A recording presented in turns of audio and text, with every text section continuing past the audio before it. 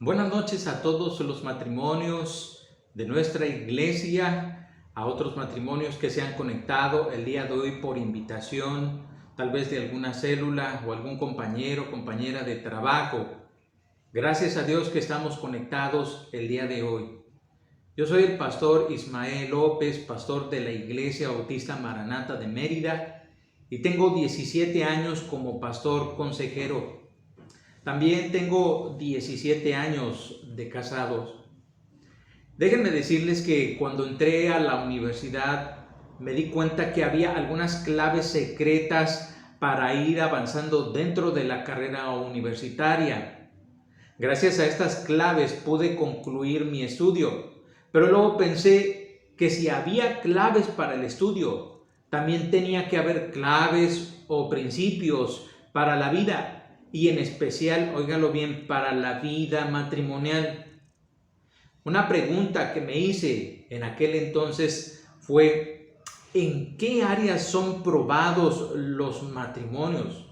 Seguramente que en muchas áreas son probados, pero déjenme decirles que a la conclusión en la que llegué es que muchos de los matrimonios son probados cuando enfrentan conflictos al ya estar casados. Muchos solteros, enamorados, están muy ansiosos por casarse, pero muchas parejas que enfrentan conflictos ya estando casados están muy ansiosos por separarse. En otras palabras, no saben cómo manejar los conflictos matrimoniales. Muchas veces se padece, se van arrastrando los problemas. Un escritor llamado Norman Wright dijo lo siguiente en su libro Comunicaciones: muchos matrimonios se caracterizan por las constantes peleas y discusiones, en lugar de caracterizarse por el amor y la armonía. Son pocas las ocasiones que se terminan contentos y conformes al discutir sobre algún asunto. Muchas veces al tratar un conflicto, terminan los matrimonios sin hablarse durante una hora, un día o a veces hasta una semana entera. Otros matrimonios aprenden a suprimir los conflictos, tratan de olvidarlo, barrerlos debajo de la alfombra. Sin embargo, enterrar los conflictos lo único que hace es aumentar el resentimiento que agota a las parejas y transforma esto para mal en la vida diaria. Alguien dijo que cuando se entierran las diferencias, se entierran vivas y con el tiempo resucitan. La pregunta entonces es: ¿cómo manejar los conflictos? ¿Cómo hacerle para discutir sin pelear? ¿Cómo hacerle para tratar los problemas sin atacarse? La gran bendición es que sí se puede. Se puede discutir sin pelear. Existen reglas para manejar los conflictos en el matrimonio. Esta es la clave que yo encontré. Hay reglas para manejar los conflictos en el matrimonio. Todo conflicto tiene reglas. ¿A cuántos de ustedes les gusta el box? Tal vez a los hombres más, puede ser que también a las mujeres les gusta. Miren, el box, aunque es rudo, tiene sus reglas.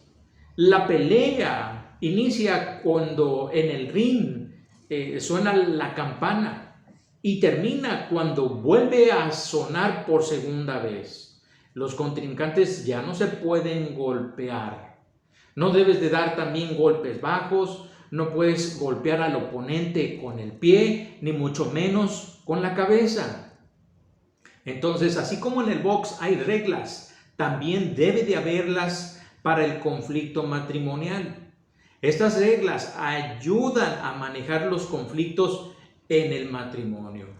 Hoy yo quiero compartir contigo 10 reglas para manejar los conflictos matrimoniales. Estos no son para que estén siempre de acuerdo en todo, sino para tener una actitud sana cuando llegue el conflicto.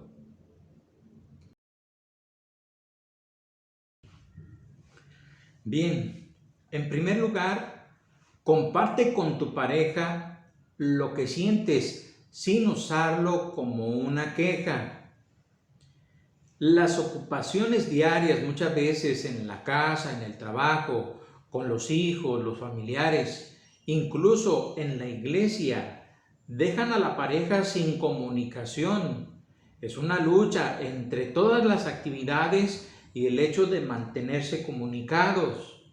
Muchas veces se tienen todos los días llenos de actividades y no hay un tiempo para hablar, y tal vez eso provoca que se tengan muchos de los conflictos acumulados. Para evitar mayores problemas al tratar un conflicto, es necesario tomar un tiempo aparte y compartir con tu pareja lo que sientes. Quiero darles por lo menos 3 consejos para compartir con tu pareja tus sentimientos. En primer lugar, pide a tu pareja que te escuche y esté atento, es decir, no celular. En segundo, no juzgues ni des consejos, solo escucha. Y en tercero, no utilizar la palabra nunca y siempre. Por lo general exageramos al hablar y utilizamos estas 2 palabras. Por ejemplo, tú nunca me ayudas en la casa, tú siempre llegas a la casa y no ayudas con los hijos, tú nunca tienes tiempo para mí. Expresamos nuestros sentimientos en forma de quejas. En lugar de ello, podemos utilizar la palabra me gustaría. Quitamos el tú, porque esta palabra tú es una palabra que predispone a las personas para pelear. Pero cuando utilizamos la palabra me gustaría, estamos invitando a las personas a hablar. Es decir, me gustaría que ayudaras más en la casa. Me gustaría que tuvieras más tiempo para mí y para los niños. Estas palabras abren la comunicación y de esta manera ayudan a resolver los conflictos. En segundo lugar, ataca el problema y no el uno al otro. Ataca el problema y no el uno al otro. Se pueden dar las parejas muchas veces de puntapiés al problema o simplemente el uno contra el otro. No dejes que la crítica personal entre en el conflicto de la pareja. Muchas veces se llega a este punto. Por ejemplo, ¿por qué no hiciste el aseo de la casa? Eres una floja, hasta has aumentado de peso, te pareces a tu mamá. Y ella contesta, ¿por qué no me pagas a una sirvienta? ¿Qué no te alcanza el sueldo? Poco hombre. ¿Se fija? De un conflicto, de algo que está sucediendo en la pareja, se empiezan a atacar el uno al otro. Puede ser que este problema, ¿verdad? Es decir, si el problema es que ambos están cansados y tienen mucho trabajo, entonces al platicar, cuando se hace en el espacio, se identifica el problema y entonces se ataca o se soluciona el problema. ¿Cómo? Bueno, aligerando la carga, soltando algunas actividades, pero no se ataca a la pareja. Hay que tenerlo en cuenta esto. En tercer lugar, no manipules el conflicto con el silencio. No manipules el conflicto con el silencio. El silencio puede ser usado como arma para controlar, manipular o frustrar lo que se quiere. No es lo mejor, de hecho, destruye la comunicación en la pareja. Algunos dirán que es el camino mejor doloroso, pero la verdad es que es amarga y en ocasiones ir por ese camino es el fin de la relación matrimonial.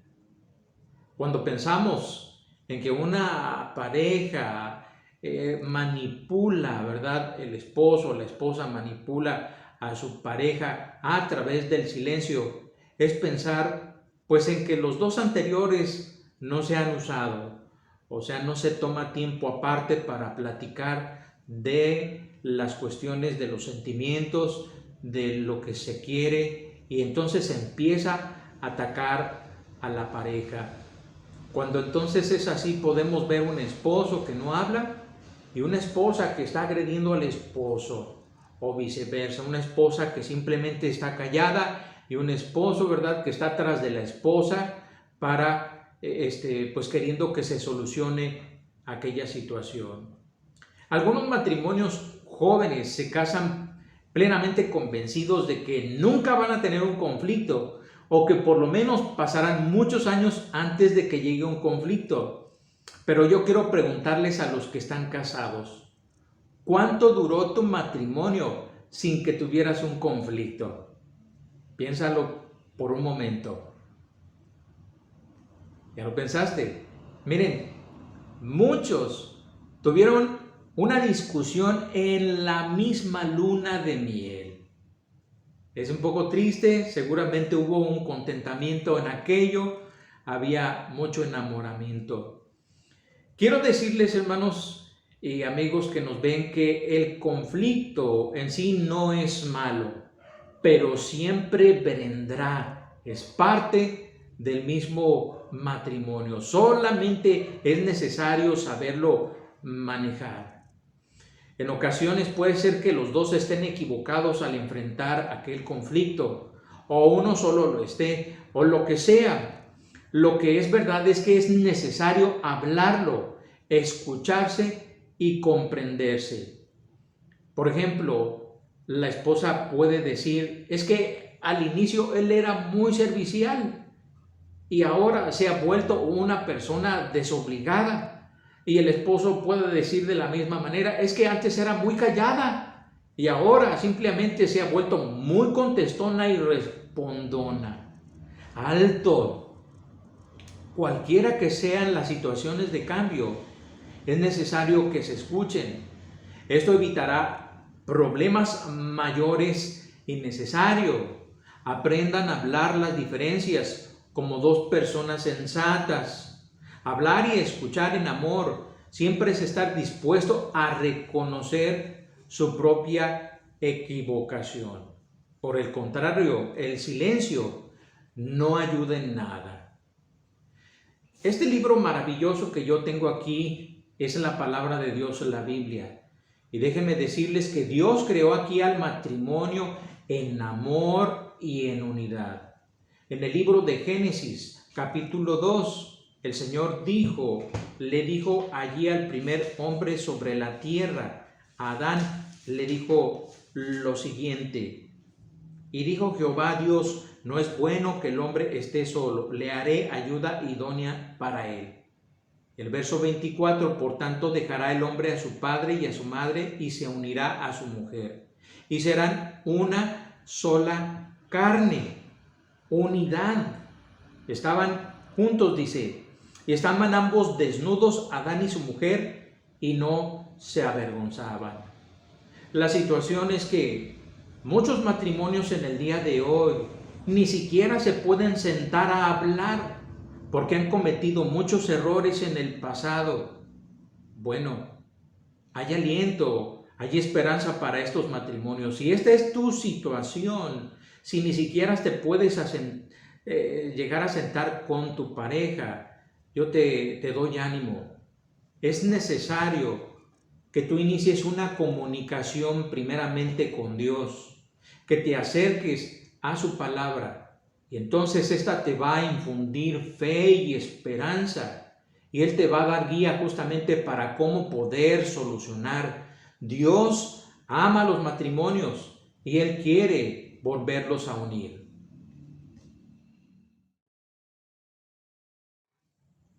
Bien, número 4. No se ponga histórica al tratar un conflicto. Lo vuelvo a repetir. No se ponga histórica al tratar un conflicto. Lo que sentimos debemos expresarlo en vez de acumularlo. La queja de muchas mujeres con otras mujeres al hablar de su esposo es que él siempre llega tarde, no ayuda a la casa, no cuida a los niños, prefiere salir con sus amigos. Y yo llevo a todos a la escuela, atiendo mi trabajo, regreso por los hijos, hago la comida, el aseo y nunca acabo, es eso todos los días. Es mucho trabajo. La queja de los hombres, por otro lado, ¿verdad? Con otros hombres en el trabajo ella siempre se la pasa gritando, regaña a todo mundo, siempre está de mal genio, no se desprende del celular, mejor prefiero llegar tarde. ¿Se fija? Empezamos a hacer historia de las cosas. Cuando tenga un conflicto, la recomendación es no sacar a relucir las cosas malas del pasado. Siempre es necesario por ello tener un tiempo aparte, ya sea semanal o quincenal. Entonces, frases como esta, ¿verdad? ¿Te acuerdas lo que me hiciste cuando nos casamos? Las parejas ya tienen más de 10 años y muchas veces recuerdan lo que sucedió incluso en la luna de miel. Lo mejor cuando se va a tratar algún conflicto es concentrarse en él. Si es un problema económico, si es una situación de decisión en cuanto a los hijos, es necesario concentrarse en él y resolverlo. Las ofensas que sucedieron en el pasado, es necesario perdonarlas y olvidarlas. Como alguien dijo, las ofensas escríbelas sobre la arena para que éstas sean borradas. Bien. Número 5. Aprenda a estar en desacuerdo sin pelear. Aprenda a estar en desacuerdo sin pelear. Un conflicto no tiene que ser siempre un pleito. Muchas veces sí lo confundimos con ello y les huimos a los conflictos. Es necesario para resolver un conflicto escucharse el uno al otro. La comunicación, fíjese bien, consiste en hablar, escuchar y comprender. Va de nuevo. Escuchar, hablar y comprender. Hay que dar oportunidad de hablar a su pareja y a la vez poner atención, sabiendo que tendrán también la oportunidad de hablar calmadamente. Si uno tiene cuidado de sus palabras, podrá lograrse mucho. Es necesario que tú permitas que tu pareja, ¿verdad?, con quien compartes toda la vida, se exprese libremente. Y recalco esta palabra, ¿verdad?, de comprender.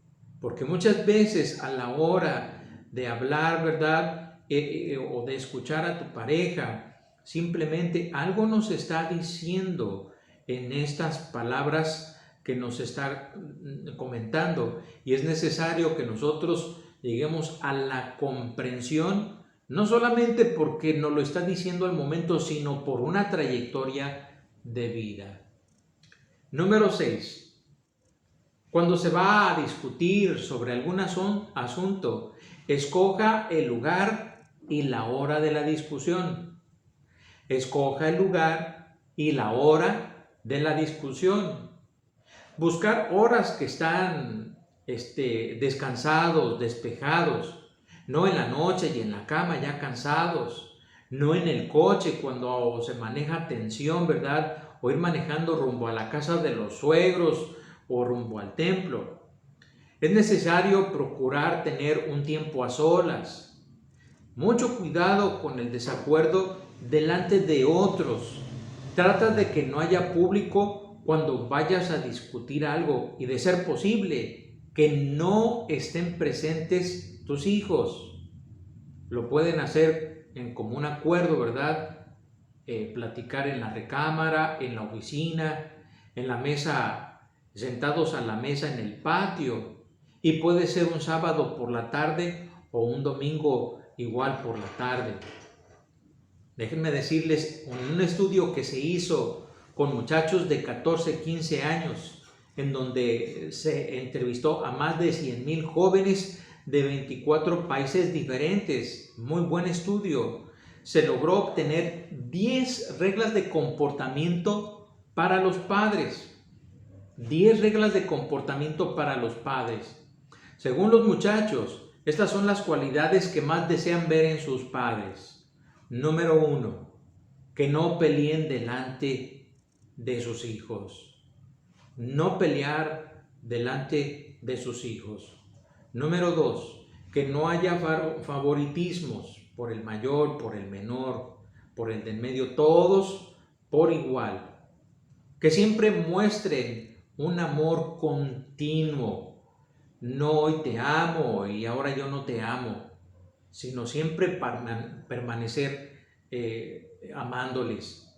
Número 4, que los padres muestren amor entre ellos, mostrar abrazos, besos, palabras de afecto, porque incluso esto es pues influencia, es enseñanza para ellos mismos, para cuando ellos estén casados.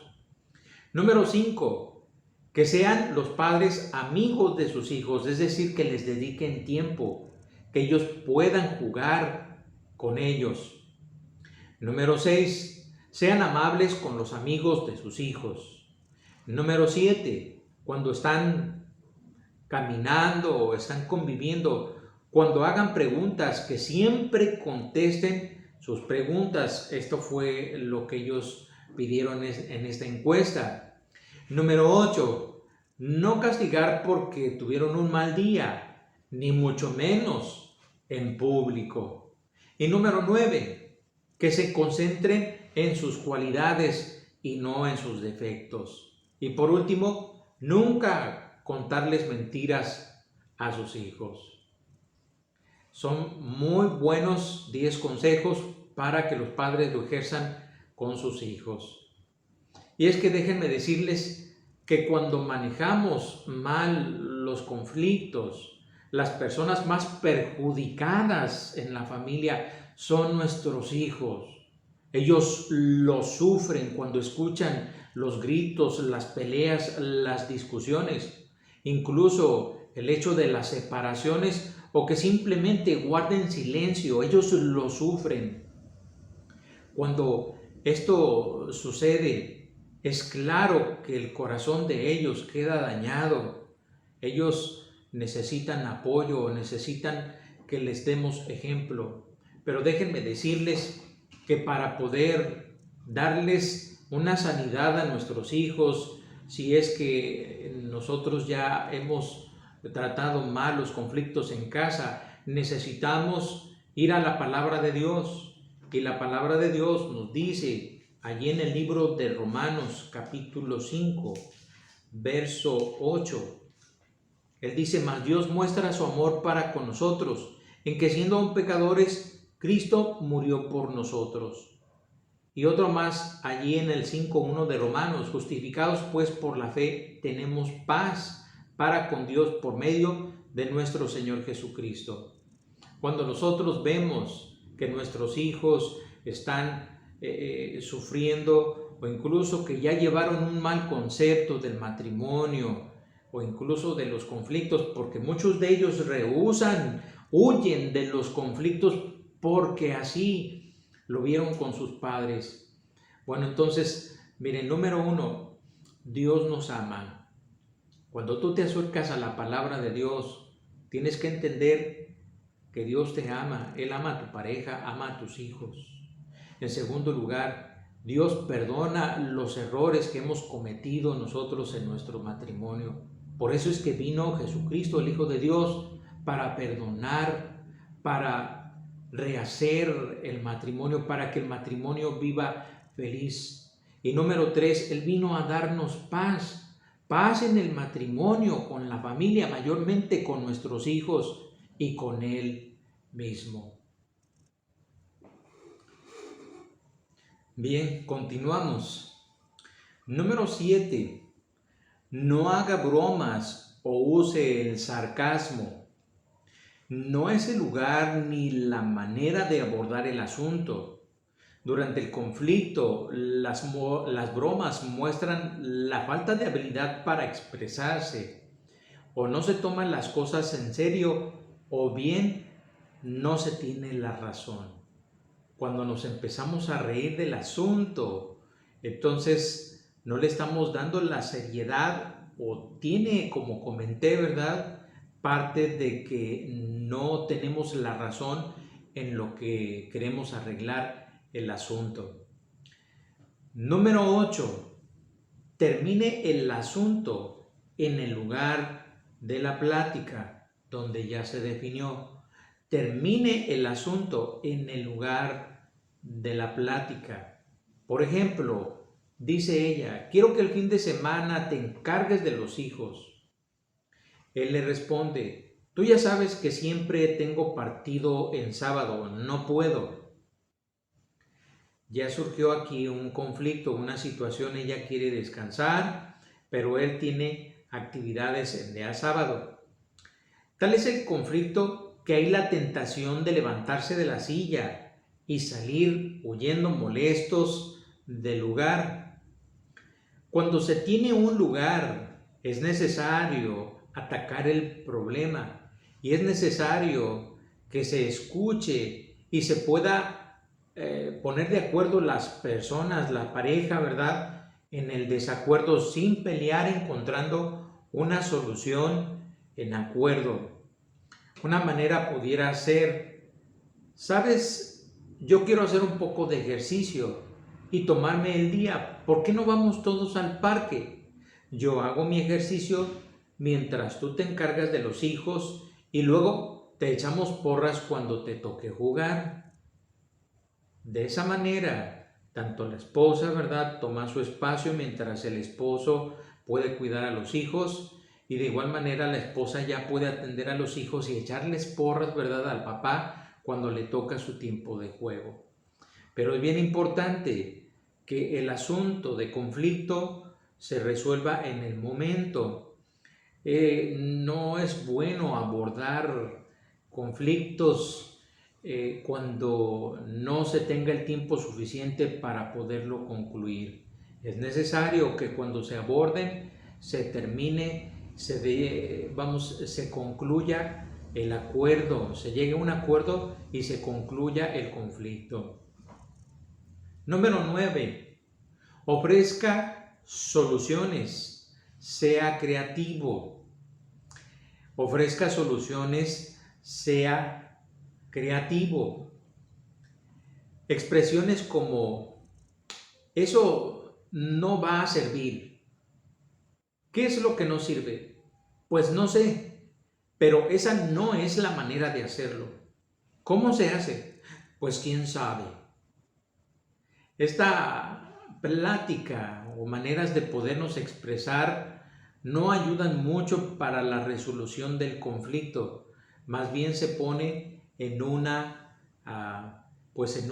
actitud y no ayuda. Es necesario, cuando se sienta y se toma un tiempo aparte para poder hablar sobre el conflicto, sea creativo, constructivo, sea uno proactivo para poder encontrar las soluciones al conflicto. Es necesario a veces pasar tiempo allí, varios minutos, pero lo bueno de ello es que sobre cada conflicto que se soluciona, se construye el matrimonio. Y por último, número 10, cuando esté equivocado, confiéselo. Cuando tenga la razón, simplemente quédese callado. Cuando esté equivocado, confiéselo. Cuando tenga la razón, quédese callado. Tienes razón, mi amor. Me equivoqué, perdón. A esta confesión, una nunca debe de contestarle: yo te lo dije. Si tiene la razón, simplemente quédese callado. No es necesario continuar hablando sobre el tema y seguir insistiendo en lo mismo. Ya ves, te lo dije, ya ves, te lo dije, porque eso puede volver a hacer que el conflicto se haga mayor y entonces entremos en una crítica personal que no va a ayudar. Las parejas que han llegado a la armonía no son aquellas que son idénticas en su forma de pensar, en su comportamiento o en sus actitudes. No son una copia el uno del otro. Es claro que hombre y mujer son muchas veces muy diferentes. Bueno, pero estas parejas, y puede ser, yo espero que sea en ti así, han aprendido a tomar sus diferencias, pasándolas por el proceso de la aceptación, el hecho de la comprensión y finalmente de la complementación. Han aprendido a hablar el lenguaje del otro y a cómo ajustarse el uno al otro. ¿Cuántos de estos 10 principios ya practicas? Yo espero que esto sea de refuerzo para todos los matrimonios en nuestra iglesia. Por otro lado, si tu matrimonio no está del todo bien o no está nada bien, si a lo mejor has ofendido a tu esposa al resolver o no resolver los conflictos, e incluso has ofendido a tus hijos, yo te invito para que te acerques a Dios. Es claro que cuando nosotros tenemos algún problema en el matrimonio, Dios nos está llamando para que nos acerquemos a Él. Dios nos ama y Él quiere que nosotros tengamos un mejor matrimonio, que disfrutemos de nuestro matrimonio. Yo te invito para que tú hagas esta oración de fe al Señor y le digas de esta manera. Yo te invito para que cierres tus ojos, inclines tu rostro y le digas así al Señor. Señor Jesucristo, perdóname por los errores que he cometido con mi esposa y con mis hijos. Perdóname todas las ofensas que les he hecho. Yo te pido que me ayudes en mi matrimonio. Ven a mi vida, perdona todas mis faltas y permíteme conocerte a través de tu palabra, que a través de ella tú mejores mi matrimonio, que bendigas la vida de mis hijos. Permíteme leer tu palabra y avanzar en el conocimiento de ella para bendición mía, de mi matrimonio y de mis hijos. Dame también salvación y vida eterna. Te lo pido en el nombre de tu Hijo Jesucristo. Amén. Si tú quieres saber más de la palabra de Dios, yo te invito para que te conectes o que te contactes con la persona que te envió este link.